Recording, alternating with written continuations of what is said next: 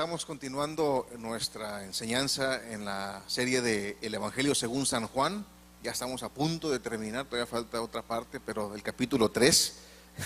Así es esto de estar con la Biblia, es tan llena, es tan rica que hay que dedicarle el tiempo necesario para poderle extraer toda la sabiduría y todo lo que tiene para nosotros.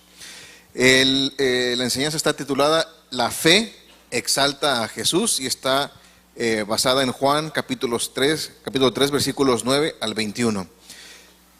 Y si recordarán la última vez la primera parte del capítulo 1 del versículo 1 al 8, estamos en la segunda parte de la entrevista que Nicodemo tuvo con Jesús. Si recordamos, Nicodemo había llegado ante Jesús con una duda muy profunda en su corazón: ¿cómo entrar en el reino de Dios? Y Jesús le explica que es necesario nacer de nuevo, a lo que Nicodemo le responde cuestionando la explicación de Jesús. O sea, le dice: ¿cómo voy a volver a nacer siendo viejo? ¿Cómo me vuelvo a meter en el vientre de mi madre estando ya crecidito? Y en nuestro pasaje, Jesús le mostrará a Nicodemo el ingrediente principal para entrar en el reino de Dios, y este es la fe en Jesús. El mundo no entiende lo que es fe, lo que es creer.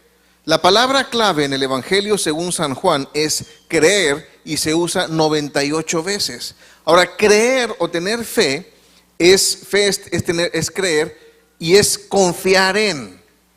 O sea, yo creo en alguien es porque sé que tiene la capacidad para responder. Usted cuando va al banco para pedir un préstamo, básicamente está pidiendo que crean en usted, no de que está físicamente materializado ahí, o de que usted nació algún día. Están pidiendo que confíe y que crean en su capacidad de repagar un préstamo con intereses. Y el banco va a decidir si usted es persona de creerle, de fiar o no de fiar. De ahí viene la palabra de fiar. Hoy no se fía, mañana tampoco, ¿no? Dicen en los estanquillos. Entonces, básicamente están diciendo: no me fío de ti, no te creo. Alguien decía: es que no confío, no es que no crea en ti, es que no creo en nadie más. Entonces, es de creer o confiar y obedecer. Si saliéramos a la calle y le preguntáramos a las personas que pasaran por ahí si creen en Dios, la mayoría diría: sí, yo creo en Dios, aunque vivan como si Dios no existiera. Vemos la desasociación en lo que se dice que se cree, y si realmente creyeran tal, viviríamos de acuerdo a esa creencia, y no existe en la mayoría de los casos. Entonces, al leer el Evangelio, uno fácilmente se da cuenta que es la palabra clave, pues se repite una y otra vez. Y en los versículos 9 al 13, Jesús enfatiza el mensaje de Dios. Y el mensaje de Dios requiere fe para poderse recibir, para poderse creer. Habla acerca de las cosas celestiales que nos quiere revelar y nos son enseñadas con ilustraciones terrenales. Entonces, como primer punto, el mensaje de Dios requiere fe, y lo vemos en los versículos 9 al 13 de nuestro pasaje. Dice: respondió Nicodemo y le dijo: ¿cómo puede hacerse esto? O sea, estaba cuestionando lo que vimos en los primeros 8 versículos. Respondió Jesús y le dijo: ¿eres tú, maestro de Israel, y no sabes esto? De cierto te digo que lo que sabemos hablamos, y lo que hemos visto testificamos, y no recibís, o sea, no recibes nuestro testimonio. Lo escuchas, nos ves, pero no nos recibes. Si os he dicho cosas terrenales y no creéis, ¿cómo creeréis si os dijere las celestiales? Nadie subió al cielo, sino el que descendió del cielo, el Hijo del Hombre que está en el cielo. Así que en el versículo 9 tenemos la desesperación de Nicodemo, ya que al oír la ilustración acerca del viento, ¿se acuerdan que vimos que Jesús dice: es como los nacidos de Dios son los que, como el viento, que no sabes ni dónde viene ni a dónde va, sino que solamente por la voluntad de Dios? No lo entendió Nicodemo. También Nicodemo responde: ¿cómo se puede hacer esto? Y este hombre tiene una educación muy avanzada, era un hombre muy estudiado. Y es interesante ver cómo en ocasiones la gente más estudiada no puede comprender las verdades más simples. Hay muchas personas con licenciaturas, con maestrías y doctorados que realmente no saben mucho acerca de las cosas espirituales y desafortunadamente muchas veces es limitante para poder entender las cosas espirituales, porque creemos que si entendemos muchas cosas terrenales o muchas cosas humanas, nos descalifica para entender cosas espirituales. Podemos recibir educación más allá de nuestra inteligencia. Podemos ser demasiado educados sin tener mucha inteligencia realmente. Y aquí tenemos un hombre que es llamado maestro de Israel. Era una eminencia en el país y está haciendo una pregunta muy simple. ¿Cómo puede hacerse esto? No estaba entendiendo. Ahora, también es increíble cómo la religión, y vaya que Nicodemo era bastante religioso, puede cegarnos ante la verdad más simple del Evangelio. La religión en sí, como concepto, no tiene nada de malo, porque es un sistema por el cual podemos sistematizar las enseñanzas de las doctrinas para poder tener un conocimiento de Dios. El problema de la religión es cuando tenemos actividades y cosas extra bíblicas y las hacemos canónicas. Es decir, si tú no vienes todos los primeros viernes del mes, te vas a ir al infierno. La pregunta es, ¿y dónde dice eso en la Biblia? No dice, pero aquí lo hacemos así. O tomamos un versículo y lo sacamos de contexto y decimos, estas cosas son así, y si no, te vas a ir al infierno. Entonces, la religión trabajada entre los hombres nos impide muchas veces el entender las cosas. Y todo lo que nosotros leamos, todo lo que nosotros escuchamos, tenemos que corroborarlo con las Escrituras. Por eso tenemos que traer una Biblia. Yo puedo poner un versículo aquí y podría no estar. No lo voy a hacer nunca, pero a lo mejor un día les pongo un versículo ahí que no sea. Pues como está en PowerPoint, ha de decir verdad, ¿no? Tiene la autoridad del PowerPoint. Y a mí no me molesta ni me da agüite. A veces que abajo que me equivoco en la cita, que en lugar de 13 era 14 o algo así. Me dicen, aquí tienes un error. A lo mejor me equivoqué en la cita y lo corregimos, pero también es importante ver el texto. Entonces tienen que tener su Biblia y decir, si alguien dice algo, tiene que estar en la Biblia o sustentado por la Biblia, porque esa es la autoridad. Lo que yo piense es tan válido como cualquier otra persona. ¿Por qué? Porque somos hombres, pero cuando es la palabra de Dios, tiene la autoridad de tal. Así que podemos ver en estos versículos del 10 al 13 cuatro cosas interesantes. Primeramente que nada, Jesús expresó la preocupación por la ignorancia de Nicodemo. Y a veces cuando me puse a escribir esto, que capaz que también de mi propia ignorancia, ¿no? Entonces tenemos que ser entendidos en esto. Jesús cuestionó la posición de Nicodemo diciéndole, ¿eres tú maestro de Israel y no sabes esto? Porque a los maestros les gustaba ser tratado como maestro porque tenían reverencia, se los encontraban en el banco y le decían, maestro, se lo encontraban en el cine, ay maestro, ¿cómo está usted? Y le daban los mejores lugares. Pero no nada más es la posición, sino es el compromiso de conocer las cosas. Y dice Jesús, eres tú maestro, llevas el título de maestro. Por eso dice Jesús que no mucha gente te llame maestro, porque vas a tener que tener más cuentas que dar. ¿Y no sabes esto? Jesús estaba hablando con la autoridad de los asuntos rabínicos de Israel y no debía ser ignorante de este tema. Por ejemplo, al pastor Arache, pues si le preguntan a lo mejor acerca de cuestiones de economía o macroeconomía, pues a lo mejor no sabe mucho, pero cuando sean cuestiones de la Biblia, está muy enterado. ¿Por qué? Porque es el maestro en la Biblia. En 1 Corintios 2:14 podemos leer, pero el hombre natural no percibe las cosas que son del Espíritu de Dios. ¿Por qué? Porque para él son locura y no las puede entender porque se han de discernir espiritualmente. A finales del siglo XIX, uno de los inmigrantes de China, un chino inmigrante que había estado trabajando en el ferrocarril transcontinental de Estados Unidos de costa a costa del Atlántico al Pacífico, se alejó del área del trabajo tanto que ya no había influencia de los inmigrantes chinos en ese pueblo del sur de Estados Unidos. Y cuando lo encontraron, pensaban que estaba loco, porque no entendían lo que estaba diciendo. Nunca habían visto un chino, no sabían qué era, y sería chistoso si no hubiera sido que trágicamente lo metieron a un manicomio, porque no lo entendían. Y 20 años después alguien llegó y dijo, este cuate no está loco, está hablando chino, está hablando mandarín. Y perdió 20 años porque no lo entendían. Y de la misma manera, el hombre natural, el hombre terrenal, el hombre que no entiende las cosas espirituales, para él son locura las cosas espirituales. Lo poco que puede entender de la Biblia, dice, está loco esto. Yo hace demasiados años tomé la Biblia, tenía como 17 años, y la empecé a leer y no entendí nada.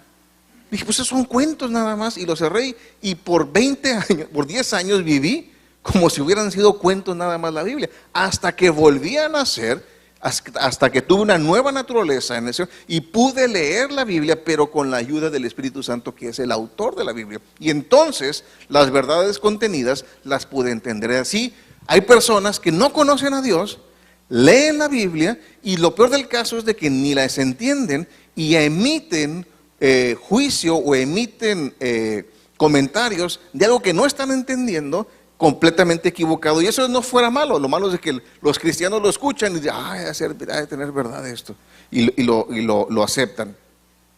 Caso en punto, pues la novela esta de Dan Brown, ¿no? de Código Da Vinci, toman cosas extrabíblicas y bíblicas que están ahí y las transgiversan, y al mundo lo pueden engañar, pero al creyente realmente que lo engañen es trágico.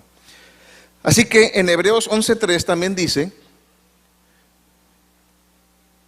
en 2 Corintios 4:4 dice, en los cuales el Dios de este siglo, o sea Satanás, cegó el entendimiento de los incrédulos, para que no les resplandezca la luz del evangelio de la gloria de Cristo, el cual es la imagen de Dios. Entonces, si no lo puedes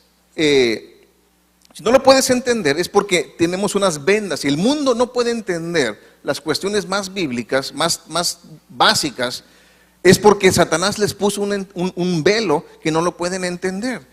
Y por eso, cuando entras en un debate público acerca de cuestiones, principios morales, principios bíblicos, te tachan como que, y eso no, está mal, eso es arcaico. ¿Cuántos han escuchado? Eso es de arcaico, eso es de la Edad Media. No, no es de la Edad Media, es de más allá atrás, pero sigue siendo verdad todavía.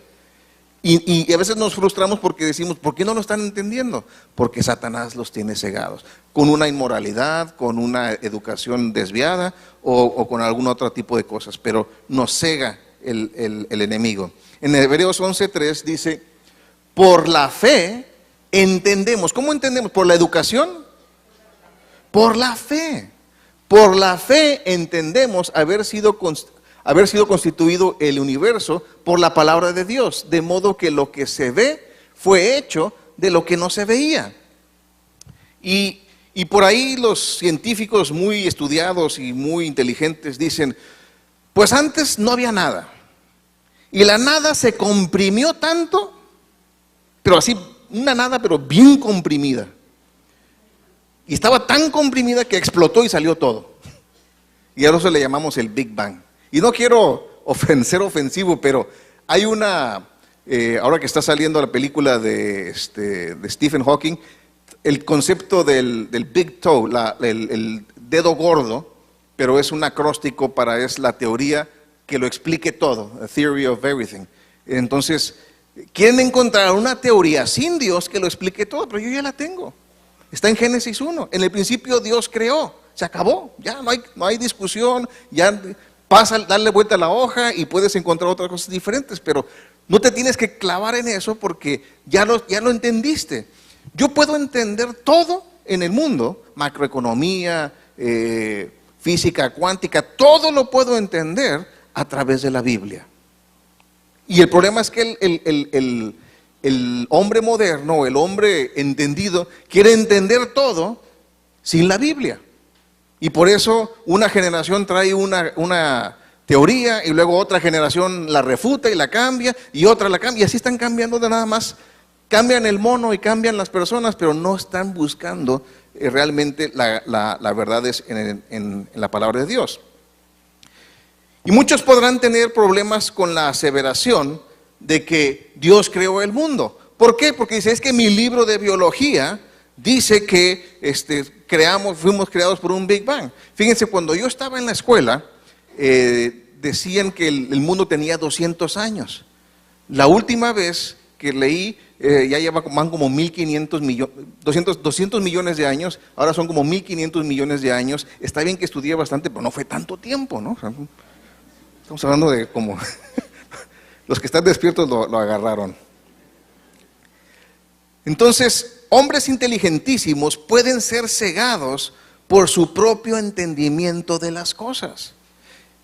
Y es impresionante que cuando apliquemos la fe en lo que creemos, cómo podemos de pronto ver el mundo de una manera muy diferente, desde el prisma, desde el punto de vista de la palabra de Dios. En Romanos 10:17 dice, así que la fe es por el oír, y el oír por la palabra de Dios. Si yo escucho a alguien que dice, es que esto habrá sido así, estará en conflicto con lo que dicen los domingos, lo único que me dice es que no está leyendo su Biblia. Lee tu Biblia. No, es que yo estoy escuchando esto del TED y estoy escuchando. Lee tu Biblia y después fíltralo a través de eso. Yo no estoy diciendo que no lo veas, no estoy diciendo que no veas otras teorías. Es importante que lo hagamos, pero primero hazte experto en la palabra de Dios. Ahora también podemos ver que la causa del error de Nicodemo, lo vimos en el versículo 11, donde dice que de cierto te digo, dice el Señor, que lo que hablamos, sabemos lo que hablamos y lo que hemos visto testificamos. Algunos comentaristas están hablando de que Jesús y está hablando refiriéndose a Jesús y el Padre, pero no es tan expuesto así. La mayoría dice que está haciendo una referencia a Juan el Bautista. ¿Quiénes son los que somos, los que hablamos? Juan el Bautista y Jesús. Y lo que les está diciendo realmente es que un hombre, Juan el Bautista era un hombre al que Nicodemo conocía bastante bien. Y los líderes judíos también lo conocían y no lo recibieron. Se está escuchando un poquito de eco, no sé si le puedan revisar ahí. Y básicamente estaba diciendo que Jesús y Juan estaban dando testimonio de lo que han visto y expresando lo que saben, y los líderes judíos no recibieron su testimonio. En 1 de Juan 5:9 dice, si recibimos el testimonio de los hombres, mayor es el testimonio de Dios, porque este es el testimonio con que Dios ha testificado acerca de su Hijo. ¿Qué quiere decir esto? Nosotros vamos a la escuela, ¿y qué nos dan en la escuela? Libros. ¿Y quién escribió los libros? Los hombres. Y nos hacen exámenes para ver si nos hemos aprendido lo que escribieron los hombres, ¿no es cierto? Y lo que Juan está diciendo, si recibes el testimonio de los hombres que son falibles, ¿por qué no recibes el testimonio de los hombres que vieron a Jesús? Ah, no, porque eso fue escrito hace demasiados años y fue escrito por hombres. Pues sí, ¿qué quieres, que lo escribieron pájaros o qué lo que escribieron? Y estamos tan mal que en este ciclo pasado de la escuela, la SEP emitió sus libros gratuitos, que no son gratuitos, pero nos hacen decir que es gratuito, y tuvieron que emitir otro libro para poner todos los errores que están en los libros que acaban de emitir. No sé si vieron esa noticia. O sea, está plagado de errores. ¿Y por qué está plagado de errores? Porque fue escrito por hombres de inspiración humana. Y cada vez tienen que estar cambiando y cambiando y cambiando las teorías. ¿Por qué? Porque son teorías de hombres. Y aquí lo que estamos viendo en la Biblia es la palabra de Dios. Y Juan lo que está diciendo es, si recibes lo de los hombres, ¿por qué no recibes lo de Dios? Uno de los errores más grandes que cometemos como hombres es descalificar sin siquiera probar. Las personas que se han salido a tratar de descalificar la Biblia se han convertido en los seguidores de Jesús más fieles. Porque en el momento en que tú te dedicas con sinceridad a investigar la Biblia, te das cuenta que es verdad. Pero la gente dice, no me interesa porque fue escrita por hombres, es que ni siquiera me pongo a leerla. Te lo pierdes tú solo. Y normalmente aceptamos cosas sin analizarlas, aunque tengamos la sospecha de que no son ciertas. Y de hecho existen 3 razones por las cuales podemos creer en algo. Y estamos tan mal en esta situación de la verdad que una de las tragedias culturales más grandes que están a punto de suceder es que la Enciclopedia Británica está a punto de salir de circulación. Porque ya a nadie le interesa ni leerla, ya todo lo queremos ver en internet. ¿Y a dónde estamos yendo ahora? Si tú quieres saber de algo, algún tema, antes ibas a la enciclopedia, ¿ahora a dónde vas? A Wikipedia, ¿verdad? ¿Y quién escribió Wikipedia? Yo. Yo puedo subir un artículo en Wikipedia y ponerlo como un artículo enciclopédico, y alguien puede decir, estás equivocado, y nos podemos pelear ahí todos los días de que lo que yo digo está correcto, y depende del día en que tú consultes, es lo que vas a ver. Entonces la sabiduría del hombre se está exponiendo ahí y ni siquiera hay una forma de cuestionarlo. Al menos la Enciclopedia Británica tenía la autoridad de que había investigadores detrás de eso. Eso lo estamos perdiendo ya. Entonces tú puedes recibir una verdad, primeramente porque tienes respeto a la autoridad. Si está en el internet, de seguro es verdad. ¿Cuántos escuchaban eso que decían? No, pues está en el internet, está en un PowerPoint, ha de ser verdad. Entonces vamos a escucharlo. Otro es por experiencia personal, porque me pasó a mí, aceptamos una verdad. O por el razonamiento de los hechos. La Biblia siempre nos pide que razonemos en base a los hechos. En ninguna parte de la Biblia vas a encontrar que se te pida fe ciega.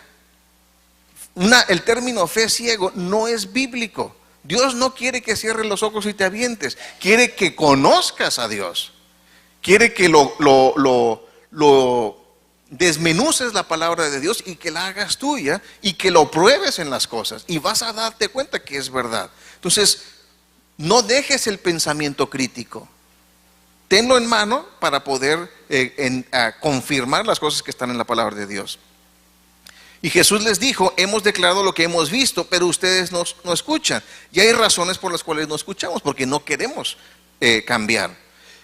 Punto número 3 que vimos es que Jesús contrastó la diferencia entre el conocimiento terrenal y el celestial. Hay un conocimiento terrenal, pero en base a ese conocimiento tú no puedes acceder a las cuestiones espirituales. Hay una organización terrible que se llama el Seminario de Jesús. Tiene un muy buen nombre, pero lo que hacen es completamente contrario a la Biblia. Lo que hacen es que agarran la Biblia, eruditos, entrecomillados, y empiezan a analizar todo lo que dijo Jesús, y ellos deciden, de acuerdo a sus estudios de filosofía, de acuerdo a sus estudios de cultura, de sociología, si lo que dijo Jesús realmente lo dijo.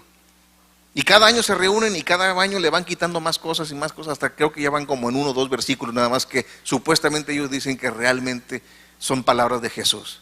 ¿Y qué es lo que estamos haciendo? Hombres con un conocimiento humano queriendo disectar las palabras de un Dios todopoderoso, y eso no puede suceder. Punto número 4 es que Jesús le explicó a Nicodemo el carácter del evangelio. Aquí es donde empiezan a poner las cosas interesantes. El carácter del evangelio, está en el versículo 13. Jesús le dijo a Nicodemo, nadie subió al cielo. Y he aquí el conflicto entre lo que Dios dice y lo que el hombre cree. Nadie subió al cielo. Sin embargo, la gente cree que por sus obras, por sus buenas obras, podrán subir al cielo. Una creencia muy prevaleciente en nuestra cultura, en nuestro México, es que el día en que tú mueras, te van a poner en la balanza las cosas buenas que hiciste y las cosas malas que hiciste. Y si son más las buenas, pues te vas al cielo. Y si son más las malas, pues te vas al infierno. ¿Cuántos han escuchado eso? ¿Y cuántos siguen todavía con...? No, no es cierto. Si nos fuéramos a ese ejemplo, si lo tomáramos como correcto, entonces la balanza de las cosas buenas estaría vacía. Si lo quieres usar, está bien, pero es vacío. No hay nada bueno que podamos hacer por nosotros mismos. Y la balanza de las cosas malas estaría atiborrado. Entonces salimos perdiendo en ese punto de ver las cosas. Jesús estaba diciendo que nadie puede subir al cielo por sí mismo, solamente aquel que bajó del cielo, el Hijo del Hombre. Él vino a la tierra para alcanzar a los hombres. El Evangelio, y esto es la síntesis del Evangelio, el Evangelio no es que el hombre puede alcanzar a Dios. El Evangelio es que Dios alcanza al hombre. Dicen por ahí, es que yo estaba buscando a Dios. No, no estabas buscando a Dios. Dios te estaba buscando a ti. Si tú pudiste o tú vas a poder responder al Evangelio, es porque el Espíritu Santo te está atrayendo. Si tú vienes por primera vez aquí, es porque el Espíritu Santo te está atrayendo a escuchar su palabra, a darte la oportunidad para que tú tomes una decisión. Y es lo que tratamos de hacer, exponerte las verdades de Dios de una manera para que tú puedas tomar una decisión personal que afecte tu eternidad. No hay nada que tú o yo podamos hacer por nosotros mismos que agrade a Dios sin Jesús.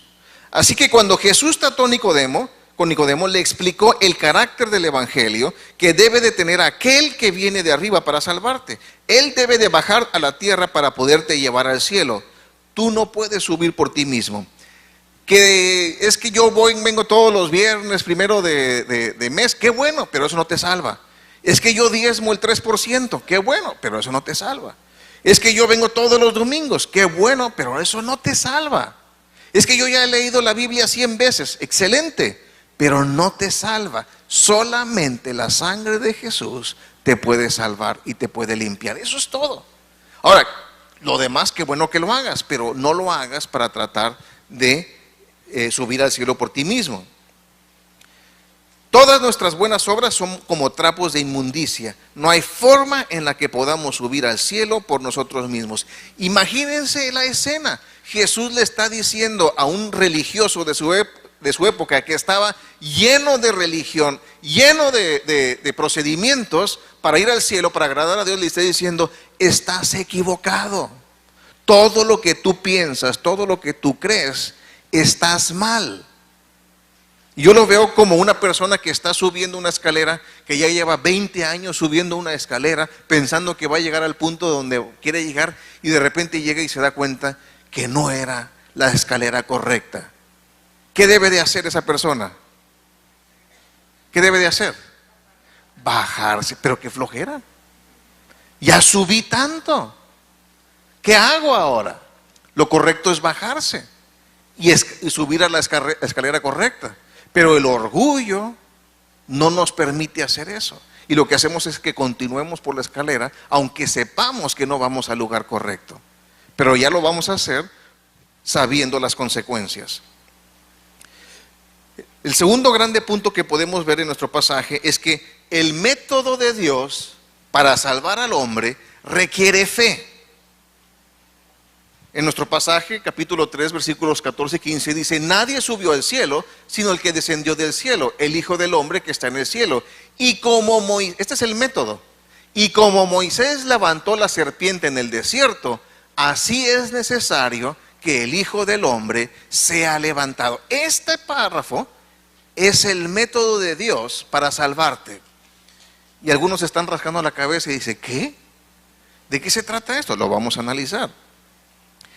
Al hacer Jesús referencia de Moisés, cuando él levantaba la serpiente de bronce en el desierto, enseñó que el mismo Hijo del Hombre debía ser levantado. Se requiere fe para creer en el método que Dios usa para salvar al mundo, al requerir que su Hijo fuese levantado. Ahora, ¿qué significa la palabra levantado? El término levantar, ¿qué significa? En Juan 12, 31, 33 dice: pero ahora es el juicio de este mundo. Ahora el príncipe de este mundo, o sea, Satanás, será echado fuera. Y dice Jesús: y yo, si fuere levantado de la tierra, a todos atraeré a mí mismo. Y decía esto, o sea, de levantado, dando a entender de qué muerte iba a morir. Iba a morir clavado a un madero. Iba a ser levantado en el madero. ¿Para qué? Para que lo viesen. Y dice Jesús que si así sucediera, atraería a todos a él mismo. Entonces, al ser físicamente levantado, estaba explicando lo que iba a suceder. En Hechos 2:33 dice, así que exaltado, levantado es la misma palabra, por la diestra de Dios, y habiendo recibido del Padre la promesa del Espíritu Santo, ha derramado esto que vosotros veis y oís. Así que levantado puede ser físicamente levantado en crucifixión, pero también es exaltado, levantado. No hay otro nombre como el nombre de Jesús. No ha habido otra persona. Y tú puedes salir a la calle y decir, ¿quién es Jesús? Era un gran hombre. ¿Cuántos han escuchado eso? Jesús, ¿quién era? Era un gran maestro. Pero lo siguen dejando al nivel de los hombres. Es el Hijo de Dios. Es Dios hecho carne. Ah, eso no lo puedo creer. No lo estás exaltando. No lo estás levantando como debería de ser. En Filipenses 2:8-9 dice, y estando en la condición de hombre, Jesús, que se humilló a sí mismo, haciéndose obediente hasta la muerte, y muerte de cruz. Por lo cual, Dios también, ¿qué hizo? Lo levantó a lo sumo, a lo máximo, y le dio un nombre que es sobre todo, no buenísimo entre todos, sino que el nombre de Jesús es sobre todo nombre, y yo digo, es sobre todo hombre también. Así es que eso significa exaltar. Levantar es un término oficial de levantar a alguien al ponerlo en una cruz para crucificarle, pero hay un juego de palabras, también significa el levantarlo en honra, en honor, exaltarlo. Y para entender bien este término tenemos una ilustración. Jesús nos dio la ilustración de Moisés cuando levantó la serpiente de bronce en el desierto. Asimismo, Jesús debería de ser levantado. ¿De qué se trata? Vamos a leer ese pasaje. Recordemos que estaba el pueblo de Israel vagando en el desierto y el pueblo de Israel era bien buena gente. Le encantaba que lo pasearan, le encantaba. No, eran bien remilgosos, eran bien quejumbrosos. Dice, y habló el pueblo contra Dios. ¿Contra quién? Y contra Moisés, que era su representante. ¿Por qué nos hiciste subir de Egipto para que muramos en este desierto? Estaban muriendo en Egipto de esclavos, de trabajados. Como que eso es mejor morir en Egipto de esclavo que andar muriendo en el desierto. Pues no hay pan ni agua, y nuestra alma tiene fastidio de este pan tan liviano. O sea, del maná ya. El pan del cielo ya no era suficiente para esta gente, ¿no? Ya quería pan Bimbo. Y el Señor envió entre el pueblo serpientes ardientes que mordían al pueblo. Vemos que las serpientes son un castigo de parte de Dios. Es un castigo que les estaban enviando por ingratos. Y murió, ¿cuánta gente? Mucho pueblo de Israel. Entonces el pueblo vino a Moisés y dijo, perdón, hemos pecado por haber hablado contra el Señor y contra ti. Ruega al Señor que quite de nosotros estas serpientes. Y Moisés oró por el pueblo y el Señor no quitó las serpientes. Fíjense lo que hizo, qué método utilizó. Y Moisés oró al pueblo y el Señor dijo a Moisés, hazte una serpiente ardiente y ponla sobre un asta, y cualquiera que fuere mordido y mirare a ella, vivirá. No quitó las serpientes, ¿qué hizo? Dio un remedio. Hacer una serpiente en una asta de bronce, y cualquiera que lo vea, vivirá. Y Moisés hizo una serpiente de bronce y la puso sobre un asta, y cuando alguna serpiente mordía a alguno, miraba a la serpiente de bronce y vivía. Supongamos, y no va a suceder, pero supongamos que hubiera serpientes aquí. Las mujeres están con cara así. Y te muerde una serpiente venenosa. Y dice, pastor, me mordió una serpiente venenosa. Y yo te dijera, mira aquí y vas a vivir. No, lléveme al hospital. No necesitas ir al hospital. Mira esta cosa aquí y vas a vivir. ¿Qué harías tú? Yo correría al hospital. Lo que dijeron que la mira, humanamente dices, pues eso es una locura. Mejor me voy al hospital y ya después de regreso lo veo bien. Digo, bueno, pues no, hay que ver las cosas con sabiduría. Humanamente diríamos, eso no tiene sentido. necesitas fe para creer en el método de Dios. Dios dijo, no te saques el veneno, no vayas a la Cruz Roja, a la Cruz Verde, ni nada de eso. Mira lo que yo he puesto, la serpiente. Ahora, ¿por qué puso una serpiente y por qué no puso un águila o algo más bonito? Porque la serpiente representa la maldición. ¿Con quién fue que cayó el hombre? Con la serpiente. La serpiente se refiere al pecado. No quitó las serpientes que los mordían, les puso un símbolo para que recordaran que si están pecando es por la serpiente, porque escucharon a la serpiente antes que a Dios mismo. Y el bronce significa el juicio de Dios. Siempre en la tipología israelita el bronce se refiere a juicio. Entonces les está diciendo el Señor, ¿quieres vivir? Mira a la serpiente de bronce y vas a vivir. Ahora, nosotros cuando lo vemos esto, pues lo vemos así como que estamos todos aquí y ponemos una serpiente de bronce en el centro y ya la vemos, ya nos salvamos. Había más de 1 millón de personas en el desierto. No me di la tarea de revisarlo, pero hacía números muy, muy concisos.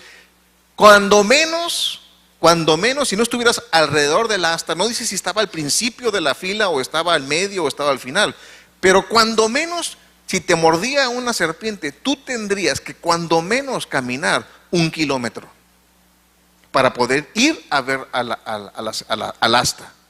1 kilómetro mínimo. En números que corrí, eran más de 10 kilómetros pudiera haber sido. Entonces tú me estás diciendo, Hugo, que si me muerde una serpiente, yo tengo que caminar 10 kilómetros para ver un símbolo que se me hace que es medio pagano. Y así me voy a salvar. Así es. Y puedes tener fe y hacerlo, o te puedes morir ahí. Tú decides qué vas a hacer. ¿Le crees a Dios o no le crees? Entonces por eso mucha gente dice, ¿cómo que voy a creer en Jesús y ya me voy al cielo? Ya como que nada más puedo hacer lo que se me pegue la gana y le entrego mi vida a Dios y ahora sí todo. ¿Cómo que Hitler pudo haberse salvado nada más creyendo en Jesús? Así es. Yo no digo que si lo hizo o no lo hizo.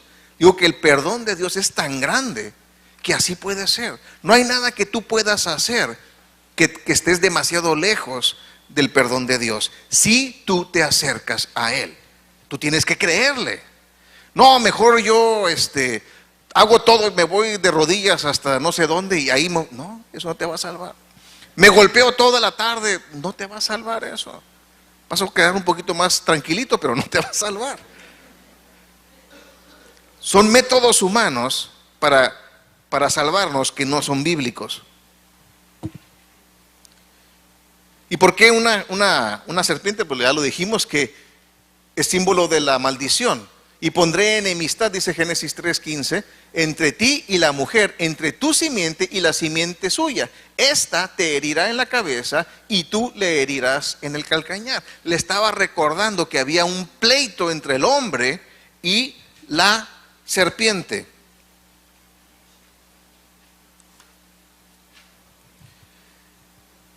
Ahora, la depravación del hombre y su pecado son resultados de la maldición. En Gálatas 3:13 dice, Cristo nos redimió ¿de qué? De la maldición de la ley. Hecho por nosotros maldición, porque escrito está, maldito todo el que es colgado en un madero. Así es que al ser levantado Jesús para ser crucificado, se hizo un símbolo de la maldición. Toda la maldición de la ley cayó sobre Él y al nosotros relacionarnos con Él, con ese acto que Él hizo, podemos ser salvos. Podemos recibir el perdón o podemos recibir el castigo si nosotros lo deseamos también. Así que es interesante que haya usado una serpiente hecha de bronce. Como le dije, es un símbolo de juicio para los israelitas. Y es un simbolismo interesante y vamos a ver 3 características comunes. Vamos a ver 4 características comunes entre el pasaje del libro de Números y nuestro pasaje en el capítulo 3. Por ejemplo, en ambos casos, tanto en el Antiguo Testamento con lo de la serpiente de bronce y en el Nuevo Testamento, en ambos casos la muerte es el castigo del pecado. Los mordían las serpientes porque habían hablado en contra de Dios. Tengamos mucho cuidado de lo que hablemos. Tengamos mucho cuidado de lo que nos quejamos. Entonces, en ambos casos es el castigo del pecado y en el Nuevo Testamento el pecado nos da muerte eterna. En ambos casos, Antiguo y Nuevo Testamento, Dios provee el remedio. la instrucción de hacer el águila de bronce, y también da a su hijo para remediar el pecado. Y en ambos casos, algo o alguien debe de ser levantado a la vista pública. Por eso la crucifixión de Jesús fue hecha pública, para que hubiera testigos, para que hubiera testimonio, para que se viera que sí sucedió y no que fue un mito. Y como cuarto, en ambos casos uno debe creer en el remedio, creer que el remedio es lo que o en quien se está levantando para ser sano. O sea, tú tienes que creer que eso es suficiente. Si tú le entregas tu vida a Jesús, eso es suficiente para entrar en el reino de Dios. Todo lo demás son frutos y santificación y etcétera, pero no es de que tengas que hacer nada para ganarte el cielo. Ahora, ¿qué tienes que hacer para ir al infierno? Nada, vas bien, así. Si no tienes a Jesús, vas, pero bien, en el buen rumbo para ir al infierno. Pero la desviación a ese rumbo es Jesús, entregarle tu vida a Jesús. Ahora vamos a ver unas cuantas diferencias. En Números el problema es físico, y en Juan el problema es espiritual y eterno. O sea, te morías, pues ya se acabó, pero en el Nuevo Testamento el problema ya es espiritual y es eterno.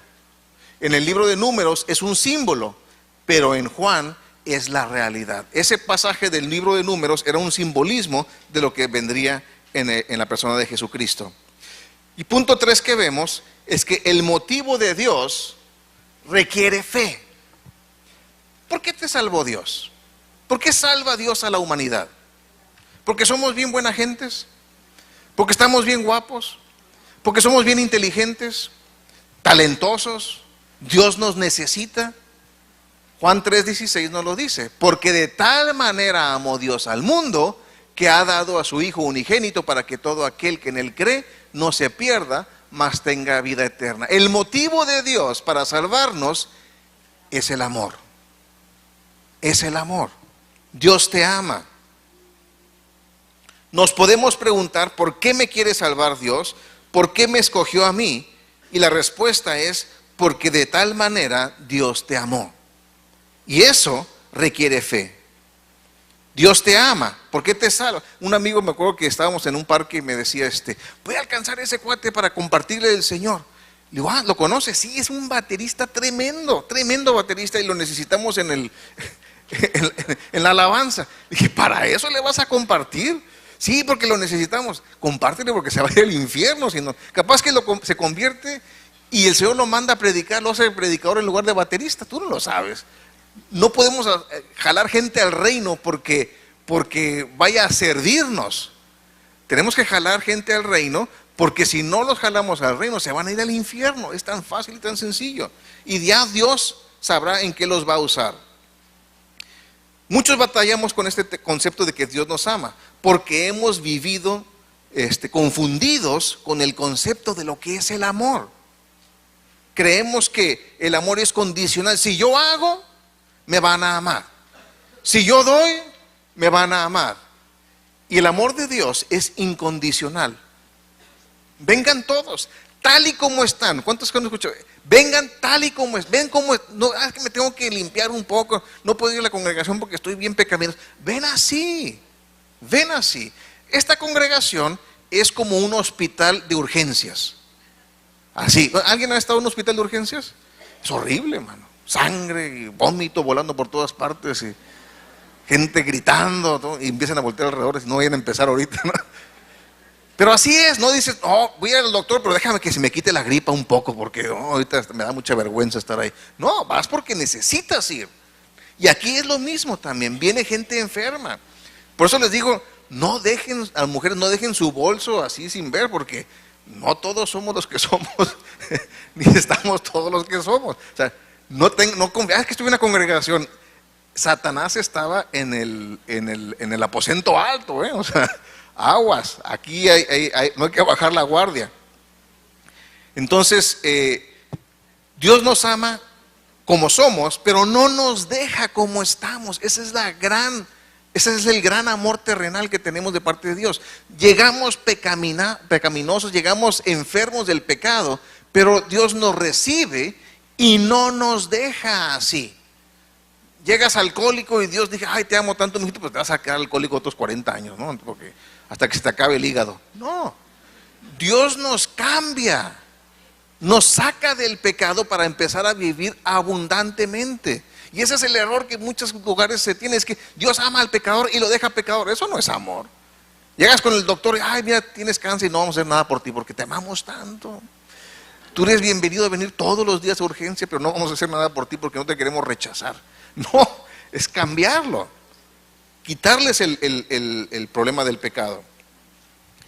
¿Por qué salva Dios a egoístas, borrachos, mentirosos, perversos, adúlteros, altivos, drogadictos, ladrones? No empiecen a voltear alrededor, pero ¿cómo es que podemos conocer el amor de Dios? En Romanos 5:8 dice, mas Dios muestra su amor para con nosotros en que siendo bien buenas gentes, en que siendo amorosos con todos, pecadores, Cristo murió por nosotros. Cuando Cristo estaba clavado en la cruz, agonizante, te conocía a ti, conocía todos tus pecados, conocía el tipo de persona que yo era, y aún así permaneció en la cruz por amor a mí y por amor a ti. ¿Cuánto te ama Dios? Mira la cruz. Jesús murió por ti y nunca hiciste algo para merecerlo o para ganarlo, ni siquiera lo pediste. Jesús murió por tus pecados y te conocía bien. En 1 de Juan 4, 9 y 10 dice, en esto se mostró el amor de Dios para con nosotros, en que Dios envió a su Hijo unigénito al mundo para que vivamos por Él. En esto consiste el amor, no en que nosotros hayamos amado a Dios, sino en que Él nos amó a nosotros. No es que tú ames a Dios y por eso te salva, es que Dios te ama y te ve discapacitado para poder entrar al reino de Dios, y Él abre esa puerta para que tú puedas entrar. Y así podríamos leer las escrituras en 1 de Juan 3:1, dice, mirad cuál amor nos ha dado el Padre para que seamos llamados hijos de Dios. Por esto el mundo no nos conoce, porque no le conoció a Él. Quienes creen en Él tienen la promesa de que no morirán, sino que tendrán vida eterna. Y Dios quiere que tengas vida eterna. En Juan 6:51 dice, yo soy el pan vivo que descendió del cielo. Si alguno comiere de este pan, vivirá para siempre. Es el maná. ¿Y se fijan cómo se relaciona con números? Era el mismo pan del cielo, maná caía del cielo. Y lo rechazaban, ya no, estamos hartos de este pan. Pues dice el Señor Jesús, yo soy el pan que descendió del cielo, y si alguno comiere de este pan, vivirá para siempre. Y el pan que yo daré es mi carne, la cual yo daré por la vida del mundo. Juan 10:10, el ladrón no viene sino para hurtar y matar y destruir. Yo he venido, ¿para qué? Para que tengan vida y para que la tengan en abundancia. Tanto aquí en la tierra como en el cielo. En Juan 10:28, y yo les doy vida eterna, y no perecerán jamás, ni nadie las arrebatará de mi mano. Si entendemos que Dios quiere que tengas vida eterna, si entendemos que Dios quiere que todo el mundo tenga vida eterna, pero no creemos en el método de Dios, o en la motivación de Dios. Punto número 4 y último. La misión de Dios requiere fe. En los versículos 17 al 21 dice, porque no envió Dios a su Hijo al mundo para condenar al mundo. La misión de Jesús de venir al mundo no era de condenar a nadie. Su misión no era de condenar, sino para que el mundo sea salvo por Él. El que en Él cree, en Jesús, no es condenado, pero el que no cree ya ha sido condenado, porque no ha creído en el nombre del unigénito Hijo de Dios. Y esta es la condenación, que la luz vino al mundo y los hombres amaron más las tinieblas que la luz, porque sus obras eran malas. Porque todo aquel que hace lo malo aborrece la luz y no viene a la luz, para que sus obras no sean reprendidas. Mas el que practica la verdad viene a la luz para que sea manifiesto que sus obras son hechas por Dios. Así que no vino Jesús para condenarte. El propósito de Dios no es condenar a las personas. Las personas se condenan solitas, no necesitan ayuda para eso. Ya están condenadas. Su propósito es salvarlas. Debemos entender esto. Dios odia el pecado. Dios odia el adulterio. Odia la fornicación, odia la mentira, odia el robo, odia la calumnia, odia el alcoholismo, odia la fornicación, pero ama al pecador. Dios ama al fornicario y no viene a condenarlo, viene a salvarlo del pecado. Todos somos pecadores salvados por la gracia de Dios y es por ello que somos familia. Dios ama a los pecadores y Jesús dijo en Marcos 2:17, Jesús les dijo, los sanos no tienen necesidad de médico, sino ¿quién? Pero todos en el mundo estamos enfermos. Hay dos tipos de enfermos. Los que saben que están enfermos y los que no saben que están enfermos. Muchos dicen, oye, fui al doctor y le diagnosticaron cáncer y al mes se murió. Pues dicen, pues no hubiera ido para que no le dijera, ¿no? Como que no más supo y se murió. Pues te vas a morir, sepas o no sepas, estás enfermo. Entonces hay dos tipos de enfermos, los que saben que están enfermos y los que no saben que están enfermos, pero están enfermos. Y hay dos tipos de pecadores. ¿Cuántos creen que hay? Dos, los que saben que son pecadores y los que no saben que son pecadores, pero al final de cuentas, los dos son pecadores. No he venido, dice Jesús, a llamar a justos, sino ¿a quién? A pecadores. Entonces nada más hay dos tipos. En Lucas 7:34 dice, vino el Hijo del Hombre que come y bebe y decís, este es hombre comilón y bebedor. Y por tanto lo que sigue, amigo de publicanos y de pecadores. Jesús es el amigo del pecador. Jesús no viene a condenarte. Pero si tú te empecinas en seguir haciendo las cosas a tu forma, tú lo vas a ver como un enemigo, pero no es tu enemigo. Es un amigo que te quiere dar vida y vida en abundancia. Dios no envió a su Hijo para condenar, lo envió para salvar. Y tenemos la gran promesa en el versículo 18 donde dice, todo aquel que cree en Él no es condenado. Yo no soy condenado, ¿por qué? Porque creo en Él. En Romanos 8:34 dice, ¿quién es el que condenará? Pues Cristo no, porque Él es el que murió, más aún el que también resucitó, el que además está a la diestra de Dios, el que también intercede por nosotros. ¿El que está intercediendo por ti te va a condenar? No, es otra vez, Jesús es tu amigo. En Romanos 8:1 dice, ahora pues ninguna condenación hay para los que están en Cristo Jesús, los que no andan conforme a la carne, sino que conforme al Espíritu, los que han respondido de acuerdo al Espíritu. Y sin embargo tenemos en el versículo 18 el problema grave y meollo de todo esto. Pero el que no cree ya ha sido condenado porque no ha creído en el nombre del unigénito Hijo de Dios. Esta es la condenación, que vieron la luz y rechazaron la luz. ¿Y por qué la rechazaron? Porque querían seguir haciendo sus obras. Tú no sabes si hay algo está bien o está mal hasta que estás a la luz. Ahora, los que estudian leyes saben que la ignorancia no exime de responsabilidad. Pero tú dices, yo no quiero saber si está mal o no. No me digas. Yo quiero seguir haciéndolo con conciencia tranquila. Yo no sabía que era pecado, pero ahora que me lo dijiste, pues ya me amolaste la vida, ¿no? Porque ya me dijiste que es pecado.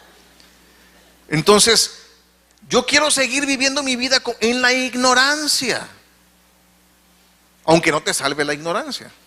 Simplemente te deja pecar un poquito más a gusto. Pero te vas a ir igual al infierno si es que no respondes ante la invitación de Jesús de seguirle. Y muchos dicen, no me voy a acercar a Dios, ¿por qué? Porque se me va a acabar la buena vida. ¿Qué es eso de no tomar, no fumar, no bailar pegado, no hacer esto? No, eso no es vida. Yo lo digo así porque yo lo pensaba de esa manera. Yo así lo pensaba y me confieso delante de ustedes. Pero yo no conocí la vida verdaderamente hasta que conocí a Jesús. La verdadera vida, donde tú te puedas dormir con una conciencia tranquila. Hay mucho, no voy a decir una palabra que se me estaba pensando, pero hay mucho truán que se hace truanerías y se duerme bien tranquilo porque tiene la conciencia bien cauterizada. Pero es dormirte y decir, estoy en paz con Dios. Estoy en paz con Dios. Y levantarte y darle gracias a Dios. Y recibir lo que tú recibas y darle gracias a Dios. Tener una relación. Eso es vida abundante. No el pecado. El pecado, tengo que decirlo de esta manera y es verdad, el pecado al principio es atractivo. A mí me compartieron cuando yo tenía 22 años el evangelio y estaba en mi pecado y yo no quiero saber nada porque me la estoy pasando muy bien. Esa es la verdad, me la pasaba. 5 años después mi vida estaba en ruinas. Entonces sí estaba un poquito más receptivo al evangelio, ¿no? Pero en el medio del pecado alguien simplemente está sembrando o está regando para que cuando se te caiga la vida, cuando tú busques, cuando el Espíritu Santo te esté llamando, seas más receptivo. Ahora, yo siempre he dicho que tú puedes crecer por 2 maneras: por revelación o por tribulación. Los inteligentes lo hacen por revelación. Yo, como muchos otros, nos gusta la tribulación. Entonces, seamos inteligentes y aprende hoy de parte de esto. No te esperes a que se te desmorone el mundo. Como conclusión, creer en Jesús significa confiar en Él. Creer en Jesús significa confiar en Él, obedecerle a Él y recibirle no como un buen amigo, no como un buen maestro, no como un iluminado, como Dios, como Señor y como Salvador. Creer que Jesús existió no es suficiente. Querer vivir como Él en nuestras propias fuerzas es imposible. Pretender subir al cielo por nuestras buenas obras es vano. Solamente recibiendo el regalo de Dios de perdón y de adopción es que podemos ser hijos de Dios. Es la única forma, y a través de la fe. Bien, pues para aquellos que vinieron por primera vez o que quieran saber más acerca de esta relación con Dios, los invitamos que pasen al fondo del salón. Por ahí va a estar don Manuel levantando una señal, su mano, los va a llevar a la cafetería. Le preguntáramos a las personas que pasaran por ahí si creen en Dios, la mayoría diría, sí, yo creo en Dios. Aunque vivan como si Dios no existiera. Vemos la desasociación en lo que se dice que se cree, y si realmente creyeran tal, viviríamos de acuerdo a esa creencia, y no existe en la mayoría de los casos. Entonces, al leer el Evangelio, uno fácilmente se da cuenta que es la palabra clave, pues se repite una y otra vez. Y en los versículos 9 al 13, Jesús enfatiza el mensaje de Dios. Y el mensaje de Dios requiere fe para poderse recibir, para poderse creer. Habla acerca de las cosas celestiales que nos quiere revelar y nos son enseñadas con ilustraciones terrenales. Entonces, como primer punto, el mensaje de Dios requiere fe, y lo vemos en los versículos 9 al 13 de nuestro pasaje. Dice, respondió Nicodemo y le dijo, ¿cómo puede hacerse esto? O sea, estaba cuestionando lo que vimos en los primeros 8 versículos. Respondió Jesús y le dijo, ¿eres tú, maestro de Israel, y no sabes esto? De cierto te digo que lo que sabemos hablamos y lo que hemos visto testificamos, y no recibís, no recibes nuestro testimonio. Lo escuchas, nos ves, pero no nos recibes. Si os he dicho cosas terrenales y no creéis, ¿cómo creeréis si os dijere las celestiales? Nadie subió al cielo, sino el que descendió del cielo, el Hijo del Hombre que está en el cielo. Así que en el versículo 9 tenemos la desesperación de Nicodemo, ya que al oír la ilustración acerca del viento, ¿se acuerdan que vimos que Jesús dice es como los nacidos de Dios son los que, como el viento que no sabes ni dónde viene ni a dónde va, sino que solamente por la voluntad de Dios? No lo entendió Nicodemo. También Nicodemo responde cómo se puede hacer esto. Y este hombre tiene una educación muy avanzada, era un hombre muy estudiado. Y es interesante ver cómo en ocasiones la gente más estudiada no puede comprender las verdades más simples. Hay muchas personas con licenciaturas, con maestrías y doctorados que realmente no saben mucho. Estamos continuando nuestra enseñanza en la serie de El Evangelio según San Juan. Ya estamos a punto de terminar, todavía falta otra parte, pero del capítulo 3. Así es esto de estar con la Biblia, es tan llena, es tan rica que hay que dedicarle el tiempo necesario para poderle extraer toda la sabiduría y todo lo que tiene para nosotros. La enseñanza está titulada La fe exalta a Jesús y está basada en Juan capítulo 3, versículos 9 al 21. Y si recordarán la última vez la primera parte del capítulo 1 del versículo 1 al 8, estamos en la segunda parte de la entrevista que Nicodemo tuvo con Jesús. Si recordamos, Nicodemo había llegado ante Jesús con una duda muy profunda en su corazón: ¿cómo entrar en el reino de Dios? Y Jesús le explica que es necesario nacer de nuevo, a lo que Nicodemo le responde cuestionando la explicación de Jesús. O sea, le dice: ¿cómo voy a volver a nacer siendo viejo? ¿Cómo me vuelvo a meter en el vientre de mi madre estando ya crecidito? Y en nuestro pasaje, Jesús le mostrará a Nicodemo el ingrediente principal acerca de las cosas espirituales, y desafortunadamente muchas veces es limitante para poder entender las cosas espirituales, porque creemos que si entendemos muchas cosas terrenales o muchas cosas humanas, nos descalifica para entender cosas espirituales. Podemos recibir educación más allá de nuestra inteligencia. Podemos ser demasiado educados sin tener mucha inteligencia realmente. Y aquí tenemos un hombre que es llamado Maestro de Israel. Era una eminencia en el país y está haciendo una pregunta muy simple: ¿cómo puede hacerse esto? No estaba entendiendo. Ahora, también es increíble cómo la religión, y vaya que Nicodemo era bastante religioso, puede cegarnos ante la verdad más simple del Evangelio. La religión en sí, como concepto, no tiene nada de malo, porque es un sistema por el cual podemos sistematizar las enseñanzas de las doctrinas para poder tener un conocimiento de Dios. El problema de la religión es cuando tenemos actividades y cosas extra bíblicas y las hacemos para entrar en el reino de Dios. Y este es la fe en Jesús. El mundo no entiende lo que es fe, lo que es creer. La palabra clave en el Evangelio según San Juan es creer, y se usa 98 veces. Ahora, creer o tener fe es creer y es confiar en. O sea, yo creo en alguien es porque sé que tiene la capacidad para responder. Usted cuando va al banco para pedir un préstamo, básicamente está pidiendo que crean en usted, no de que está físicamente materializado ahí, o de que usted nació algún día.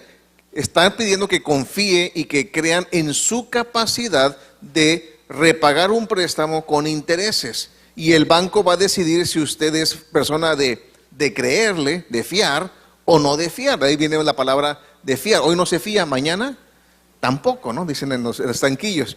Entonces, básicamente están diciendo: no me fío de ti, no te creo.